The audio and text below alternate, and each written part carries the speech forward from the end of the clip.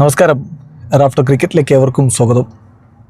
നമ്മൾ പ്രതീക്ഷ പോലെ തന്നെ വെസ്റ്റ് ഇൻഡീസ് രണ്ടാം സെഷൻ കംപ്ലീറ്റ് ചെയ്തില്ല. അവർ ഓൾ ഔട്ടായി.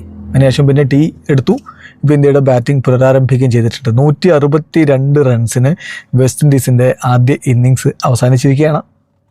ഇന്ത്യക്ക് വേണ്ടി 4 wicket Muhammad Siraj, 3 wicket Jasprit Bumrah, 2 wicket Kuldeep Yadav. അങ്ങനെ തീർത്ത് കളഞ്ഞു വെസ്റ്റ് ഇൻഡീസിൻ്റെ ആദ്യ ഇന്നിങ്സിനെ. അപ്പം വിൻഡീസിൻ്റെ ഓപ്പണർമാർ വലിയ സംഭാവന ഒന്നും കൊടുക്കാതെ തന്നെ കയറിപ്പോയിരുന്നല്ലോ. ഡക്കായിരുന്നു ടെഗ്നാരയും ചന്ദ്രബോൾ. ജോൺ ക്യാമ്പൽ ആണെങ്കിൽ 8 റൺസിന് പോയി.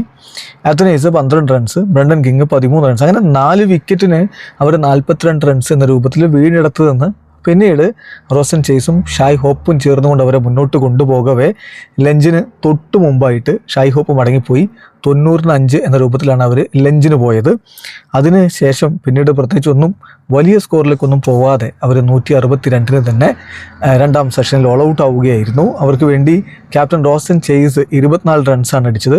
അതേസമയം അവർക്ക് വേണ്ടി ജസ്റ്റിൻ ഗ്രീവ്സ് ആണ് ഒരു മോശമല്ലാത്ത കോൺട്രിബ്യൂഷൻ നടത്തിയത്. 48 മുതൽ അദ്ദേഹം 32 റൺസ് അടിച്ചു.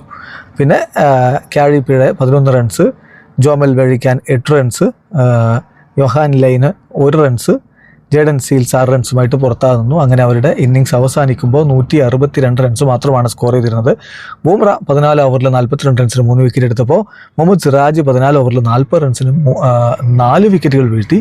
കുൽദീപ് യാദവ് 2 വിക്കറ്റ് എടുത്തപ്പോൾ വാഷിംഗ്ടൺ സുന്ദർ 1 വിക്കറ്റ് എടുത്തു. ഇതാണ് ഇന്ത്യയുടെ ബൗളിംഗ് കാർഡ്. എന്തായാലും ഇന്ത്യക്ക് വേണ്ടി ഓപ്പണർമാർ ബാറ്റിംഗ് ആരംഭിച്ചിട്ടുണ്ട്. 162 റൺസ് എന്നുള്ളത് മറികടന്ന് വലിയൊരു സ്കോറിലേക്ക് പോകാൻ കഴിയുമെന്നാണ് പ്രതീക്ഷിക്കുന്നത്. നിലവിൽ യശസ്വി ജയ്സ്വാളും കെ എൽ രാഹുലും ഇന്ത്യയുടെ ഇന്നിങ്സ് ആരംഭിച്ചിട്ടുണ്ട്. വീഡിയോ അവസാനിക്കുന്നു. ക്രിക്കറ്റ് ലോകത്തെ കൂടുതൽ വിശേഷങ്ങളുമായി റാഫ് ടോക്സ് കൊണ്ടുവെത്താം.